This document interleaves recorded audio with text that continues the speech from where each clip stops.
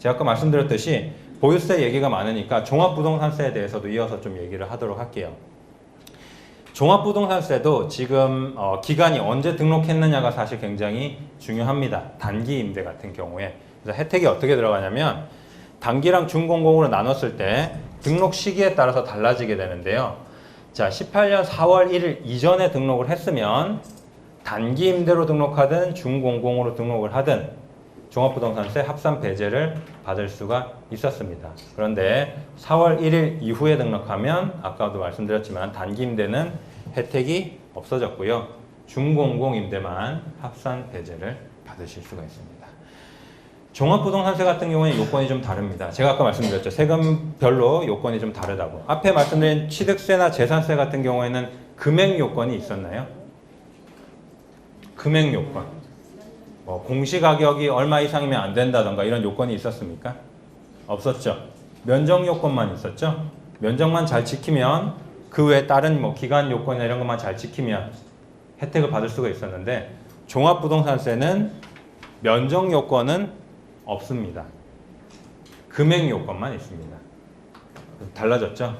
금액이 요건은 얼마를 갖춰야 되느냐? 수도권은 6억, 비수도권은 3억 이하의 금액 요건을 맞춰야 종합부동산세 합산 배제를 받을 수가 있습니다. 자, 그리고 종합부동산세는 한 채 이상 임대주택 등록해도 감면받을 수가 있고요. 그 다음에 의무기간 4월 1일 이전에는 공공 상관없이 5년 이상 임대를 하면 됐었고 4월 1일 이후에는 준공공으로 등록을 하고 8년 이상 임대를 해야 종합부동산세 합산 배제를 받을 수가 있습니다. 자, 그러면 올해 4월 1일 이후에 등록을 하고 준공공으로 등록을 했는데 8년 동안 임대를 안 하면 어떻게 됩니까? 종합부동산세 합산 배제 받았던 거 다시 내야 되겠죠? 네. 요건이니까 의무기간을 지켜야 되니까 그죠? 4월 1일 이전에 단기 이전입니다. 단기 임대주택으로 등록을 했습니다. 4년만 들고 있다가 의무기간이 다 끝났다 해가지고 팔았어요. 어떻게 됩니까? 종합부동산세 혜택 못 받죠? 합산 배제 받았던 거 다시 내야 되죠? 단기로 등록했어도 몇 년이라고 되어 있습니까? 5년 이상이라고 되어 있죠? 그래서 혹시나 헷갈리시는 분들이 계실 수도 있는데 4월 1일 이전에 단기로 등록을 하셨어도 종합부동산세 합산 배제 혜택이라든지 다주택자 양도세 중과 적용 배제 혜택을 받으시려면 4년 의무기간만 지키시면 되는 게 아니라 5년 동안 임대를 하셔야 됩니다. 오늘 헷갈리지 마시고요. 왜냐면 얘는 혜택 요건이니까요. 자, 앞으로 돌아가서 앞에 다시 설명을 드리면 그렇게 되는 거죠. 아까 의무와 혜택을 구분하라고 했죠, 제가. 단기 임대의 의무 기간은 몇 년입니까? 4년이죠. 그런데 이 혜택을 받기 위해서는 몇 년을 가지고 있어야 된다는 겁니까? 5년을 가지고 있어야 된다. 그러면 어차피 혜택 받기 위해서 한 거니까 5년을 가지고 있어야 된다는 거죠. 이렇게 생각하시면 될 것 같고요. 자, 그래서 이 앞서 말씀드렸듯이 세금별로 어떤 건 면적 요건이 있는 게 있고 어떤 건 금액 요건이 있는 게 있고 어떤 건 금액이랑 면적 요건이 다 있는 것도 있고 이렇게 다르다는 거예요. 그러면 내가 목표로 하는 게 만약에 종합부동산세 합산 배제를 받고 싶다. 이것만 나는 받으면 된다. 라고 생각을 한다면 면적이 85제곱미터 이상이라도 즉 말해서 40평짜리 아파트라도 만약에 공시가격이 이렇게 만족을 한다고 하면 등록을 해도 됩니까? 안 됩니까? 종합부동산세 합산 배제 받는 게 목표잖아요. 등록해도 됩니까? 네, 된다는 겁니다. 40평짜리 아파트 전용 면적 85제곱미터가 넘어도 물론 재산세 혜택은 못 받겠지만 그죠? 앞서는 면적 요건이 있었잖아요. 못 받겠지만 내가 종합부동산세 합산 배제 받는 게 목표면 그죠? 합산 배제 받는 게 목표면 공시가격 요건만 갖추고 있으면 그죠? 등록했을 때 종합부동산세 합산 배제를 받을 수가 있다는 거잖아요. 그죠? 그래서 앞서 말씀드렸듯이 이 세금별로 혜택이 다 다르고 그 다음에 그 요건이 다 다르기 때문에 내가 이 중에서 어떤 이 혜택을 받고 싶은지에 따라서 전혀 상관없는 임대주택과 상관없어 보이는 주택이라 하더라도 등록하는 게 의미가 있을 수 있다는 거겠죠. 근데 이제 제가 방금 전에 말씀드렸듯이 우리가 이제 주택을 아무 상관없어 보이는 주택이라도 등록을 해야 되는 경우가 있다고 말씀드렸잖아요. 그거 예를 하나 말씀드리기 위해서 양도소득세 중에서 한 가지를 제가 좀 따로 떼서 설명을 좀 드릴게요. 양도소득세 혜택 중에서 1주택 거주요건 제외라는 혜택이 있습니다. 이 혜택은 아마 잘 모르시는 분들이 많으실 거예요. 요거는 이제 뭐 딴 데 어디 가셔도 쉽게 뭐 이렇게 말을 많이 하는 혜택은 아닌데요. 우리 1세대 1주택이면은 세금 양도세 냅니까? 안 냅니까? 안 내죠? 비과세 받을 수 있죠? 맞나요? 네, 비과세 받을 수 있습니다. 2017년 8월 3일 이전에 산 주택이다. 2년 보유만 하면 됩니까? 2년 거주까지 해야 됩니까? 보유만 하면 되죠? 작년 파리 대책 나오기 전에 취득한 주택은 2년 동안 보유만 하면 1세대 1주택일 때 비과세 받죠? 맞나요? 네, 맞죠. 자, 그러면 8월 3일 이후에 취득한 주택이면 보유만 하면 됩니까? 거주도 해야 되죠. 단 조정지역 대상 내 주택일 때를 전제로 얘기를 드리는 겁니다. 쉽게 말해서 서울에 있는 아파트를 샀다고 가정했을 때 작년 8월 3일 이후에 취득한 주택은 이제 2년 동안 거주도 해야 되죠.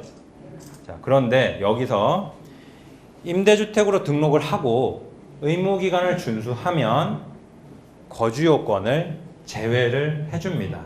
무슨 말이냐면 2년 동안 보유만 해도 비과세를 받을 수 있다는 겁니다. 1세대 1주택인 경우에. 자, 이렇게 말씀드리면은 뭐 그게 뭔 소리야? 이렇게 하시는 분들이 계실 거예요. 무슨 혜택이지 그게? 그게 그렇게 큰 의미가 있나? 이렇게 하시는 분들이 계실 텐데 얼마 전에 상담받으신 분이 이런 분이 계셨어요. 우리 딸이 공부를 정말 열심히 해서 지금 유학을 가 있는데 우리 딸 앞으로 내가 투자를 한 채 해주고 싶다. 자, 자녀한테 10년 동안 5천만 원까지는 증여세가 없죠, 그죠? 그래서 소형주택 한 채를 투자를 해서 뭐 5천만 원 정도로 딸 앞으로 하나 해가지고 나중에 이제 딸이 좀 차익을 볼 수 있도록 이렇게 해주고 싶다. 이렇게 했는데 지금 딸은 유학을 가 있어요. 그리고 뭐 소형주택에 특별히 투룸 뭐 다세대 주택 이런 데 딸이 거주할 일도 없을 것 같아요. 그죠? 근데 지금 주택을 사게 되면 딸이 한 주택만 들고 있다고 했을 때 나중에 비과세 받으려면 거기 들어가서 2년 동안 살아야 되잖아요. 그죠? 맞습니까? 네. 근데 유학도 가 있고 그 다음에 살 일도 없을 것 같고 그럴 때 임대주택 등록이 의미가 굉장히 있을 수가 있다는 겁니다. 물론 소형주택이기 때문에 다른 혜택도 다 보겠죠. 그런데 그 소형주택만 가지고 있는다고 가정을 한다면 만약에 딸 앞으로 뭐 분양하는 거, 신축하는 거를 사서 딸 앞으로 명의로 하고 뭐 5천만 원 정도 딸한테 투자해서 딸 앞으로 돼 있고 딸이 이제 이걸 임대주택으로 등록을 한 다음에 의무기간 지킨 다음에 팔면 비과세 받을 수 있다는 거죠. 거기 가서 살지 않아도. 그죠? 자, 그러면 질문. 이 혜택을 받기 위해서는 4년짜리로 등록해야 될까요? 8년짜리로 등록해야 될까요?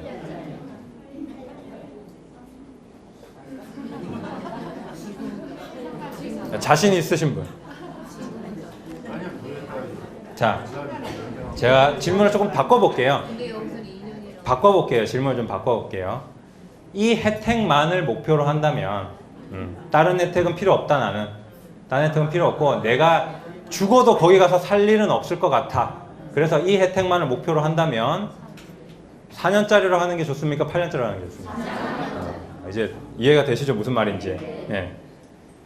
임대주택으로 등록하고 의무기간만 준수하면 즉 무슨 얘기냐면 4년으로 등록하든 8년으로 등록하든 상관없습니다. 어떤 단기든 준공공이든 등록하고 임대기간만 지키면 거주요건을 제외를 해주겠다는 겁니다. 그러면 이런 경우가 있을 수가 있습니다. 면적이랑 금액이 다 맞지 않아요. 평형대도 85제곱미터 이상 그러니까 뭐 40평형대 주택이고 공시가격이 15억입니다. 강남에 있는 뭐 아파트 이런 아파트가 해당이 될 수가 있겠죠. 근데 그 아파트를 내가 돈이 많아서 뭐 아까 비슷한 경우라고 할 수도 있겠죠. 뭐 딸 앞으로 이렇게 투자 목적으로 내가 하나 사주고 싶습니다. 근데 뭐 그렇게 되면 물론 이제 증여사의 관계는 좀 복잡해지겠지만 어쨌든지 간에 돈이 많아서 아니면 내가 돈이 많아서 실제로 투자 목적으로 살 수도 있고요. 그런데 그런 주택을 내가 투자 목적으로 샀는데 그 주택도 마찬가지로 내가 들어가서 살 일은 없어요. 그러면 8월 3일 이후에 취득을 하면 내가 들어가서 살아야 이제 비과세를 받을 수가 있는데 그런 경우에 의미가 있을 수 있겠죠. 4년짜리 임대주택으로 등록을 해버립니다. 그러면 다른 혜택은 못 받죠. 면적도 안 받고 뭐 금액도 안 받고 다른 혜택은 못 받지만 4년 동안 전세 2바퀴 돌린 다음에 차익이 많이 난다고 하더라도 내가 들어가서 살지 않아도 비과세 가능하죠. 그죠? 가능하다는 겁니다. 물론 어디까지만 비과세입니까? 9억 원까지만. 1세대 1주택 비과세 특례는 얼마까지 가능한 겁니까? 9억 원까지만 가능한 거죠. 그래서 9억 원까지만 가능하지만 그것만 해도 의미가 있죠. 그죠? 의미가 없는 게 아닙니다. 그래서 그런 경우에도 활용이 된다는 거고 제가 이 얘기를 이렇게 열심히 드린 이유는 결국 그겁니다.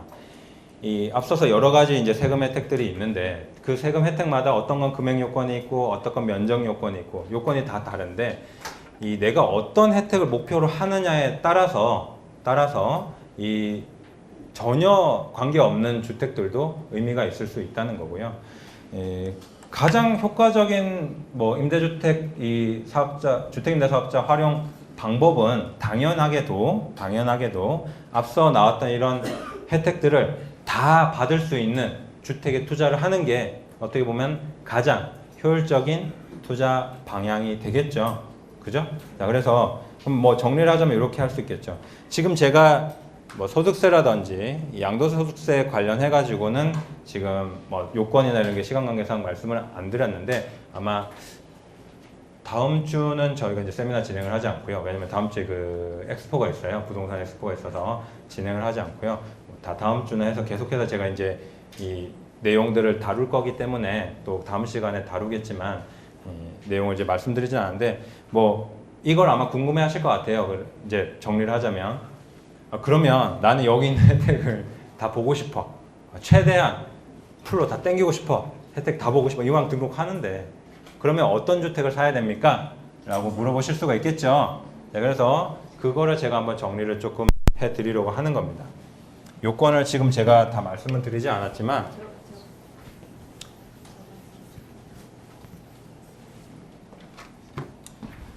자 일단 면적 몇 제곱미터 이하인 게 좋겠습니까? 아유 똑똑하시네요. 오늘 심화학습을 좀 했어야 되는데 40제곱미터 이하인 것이 좋겠죠? 당연히 그죠? 자 그리고 뭐 금액 수도권이면 당연하게도 최 6억이 넘지 않아야겠죠? 6억이 넘지 않아야 되고 그 다음에 세 번째 단기로 등록하는 게 좋습니까? 준공공으로 등록하는 게 좋습니까? 준공공으로 등록하는 게 좋겠고요. 자 그리고 언제까지 등록을 하는 게 좋겠습니까? 올해까지. 자, 올해까지 등록하는 게 좋은데 얘는 이제 올해까지 등록하는 게 특히나 더 의미가 있는 거는 얘 때문에 그렇습니다. 준공공 양도세 세액 감면 혜택 때문에 그런데요. 가볍게 좀 설명드리면 요거 아시는 분 많이 계시죠? 준공공 임대주택으로 등록하고 10년 동안 임대하면 양도세액 100% 감면 해준다 얘기 들으신 적 있죠? 예, 그 혜택이 요겁니다. 근데 그 혜택은 언제까지냐면 올해까지 등록을 해야 됩니다. 올해까지 등록을 하셔야 돼요. 근데 그거는 지금 연장에 대한 얘기가 없어요. 연장이 될지 안 될지 모르겠어요. 연장이 될지 안 될지. 물론 연장이 된다면 좋겠지만 아까 그 임대주택 활성화 방안 있죠? 거기에 그 내용은 없어요. 없으니까 어떻게 될지는 모르겠습니다. 저도. 그래서 어쨌든 그것까지 내가 노린다고 하면 올해 적어도 등록을 해야겠죠. 그리고 여기서 한 가지 조금 팁을 드리자면 만약에 요것도 말씀 안 드렸네. 기축이 좋습니까? 아니면 신축이 좋습니까? 취득세 혜택 받으려면 신축을 분양받는 게 좋겠죠? 그러면 이런 경우가 있을 수 있어요. 나는 중공공 양도세 세액 감면 100%는 요건이 하나가 더 있는데 뭐냐면은 6번이라고 할까요?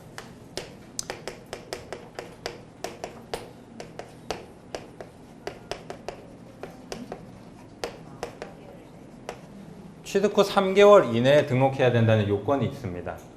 취득 후 3개월 이내에 중공공 임대주택으로 등록해야 된다는 요건이 있습니다. 그러면 이런 경우가 있겠죠. 신축을 분양을 받았는데 아까도 똑같죠. 또 분양을 받았는데 올해까지 등록을 해야 되는데 건물은 내년에 준공이 나요. 이런 경우에 등록과는 관계없이 이 혜택은 분양주택에 분양받는 거에 대해서는 혜택을 계약금까지 납부를 하면 혜택을 줍니다. 그래서 그거는 뭐 헷갈리실 필요는 없을 것 같고, 그래서 뭐 이 정도 이제 요건을 갖추게 되면 최대한 내가 여러 가지 뭐 이 여기에 나와 있는 혜택은 거의 다 볼 수 있다, 이렇게 생각하시면 되고요. 물론 여기에 이제 플러스 되는 게 또 많이 있습니다. 의무를 지켜야 되죠. 의무 기간도 준수를 해야 되고요. 그죠? 4년, 8년 준수를 해야 되고, 또 저 100% 세액 감면 같은 경우에 10년을 또 준수를 해야 되는 거고요. 그 다음에 오늘 사실 추가적으로 제가 좀 더 말씀드리려고 했던 부분, 이런 부분이죠. 뭐 단점이 될 수도 있겠죠. 임대료 얼마 이상 못 올립니까? 1년에 5%인가요? 1년에 5%는 맞는데 조금 뉘앙스가 다른 5%입니다. 무슨 말이냐면 이것도 제가 항상 뭐 말씀드리는 거지만, 이거 헷갈리시는 분들은 이렇게 생각하시면 됩니다. 내가 올해 지금 오늘 며칠입니까? 7월 5일이죠? 7월 5일에 임대차 계약서를 새로 쓴다. 임대차 계약서를 새로 쓴다. 근데 5% 이상 못 올린다고 한다. 그러면 그 기준이 언제냐면 올해 18년 7월 5일이면 1년 전으로 돌아가시면 됩니다. 17년 7월 5일 임대료가 얼마였는지를 보세요. 여기에서 5% 이상 못 올린다, 이렇게 생각하시면 됩니다. 그러면 내가 계약서는 나는 16년 7월 5일에 썼는데 그럼 어떻게 되는 겁니까? 상관없죠? 네, 상관없습니다. 16년 7월 5일에 2억으로 썼어도 17년 7월 5일에도 보증금은 2억이겠죠? 2억에서 5%밖에 못 올린다는 겁니다. 아시겠어요? 안 헷갈리시죠? 이렇게 생각하면은. 그러면 계약을 16년 7월 5일에 10년으로 썼습니다. 그럼 10년 뒤에 재계약해요. 얼마 올릴 수 있습니까? 5%. 1년 전으로밖에 못 들어간다니까요. 네, 5%. 그래서 전세 계약이 거의 다 2년 계약이잖아요. 그래서 쉽게 뭐 2년에 5%라고 생각을 하시면 크게 벗어나지는 않는데요. 이런 경우는 있을 수가 있습니다. 임대차 계약을 원래 세입자 권리입니다. 1년 동안 계약을 쓰더라도 세입자가 1년 더 살겠다고 하면 막을 방법은 없습니다. 근데 처음 계약서를 쓸 때 아예 1년짜리 계약으로 쓸 수는 있어요. 일시사용 임대차 계약이라고 해가지고 그걸로 특이하게다가 넣어버리면 됩니다. 이 계약은 몇 월 며칠부터 몇 월 며칠까지 일시 사용을 위한 계약이다. 이렇게 넣으면 1년짜리 계약을 이론적으로는 쓸 수는 있습니다. 그런데 실제로 활용하기는 쉽지는 않겠죠. 왜냐하면 세입자들이 뭐 1년짜리 전세 계약을 쓰고 싶겠어요. 그죠? 그래서 2년에 5%다. 뭐 이렇게 생각을 하시면 될 것 같고, 또 지켜야 되는 게 있을까요? 임대료, 의무 기간. 뭐 크게 한 이 정도인 것 같습니다. 그래서 이런 내용들만 잘 준수를 하면 혜택이 생각보다 굉장히 클 수가 있겠고요. 뭐 제가 여러 가지 오늘 좀 더 말씀을 드렸으면 좋겠지만, 사실 항상 말씀드리지만 제가 하는 내용은 베이스가 되는 내용이고요. 그죠? 베이스가 되는 내용이고, 베이스를 바탕으로 내가 어떤 곳에 투자할지, 어떤 곳에 돈을 효율적으로 쓸지, 가치 있게 쓸지가 사실은 어떻게 보면 더 중요한 내용이죠. 그래서 뭐 워밍업 하셨다고 생각하고 1교시 때 2교시, 3교시 또 집중해서 잘 들으시면 될 것 같습니다. 저는 오늘 여기까지 하겠습니다. 감사합니다.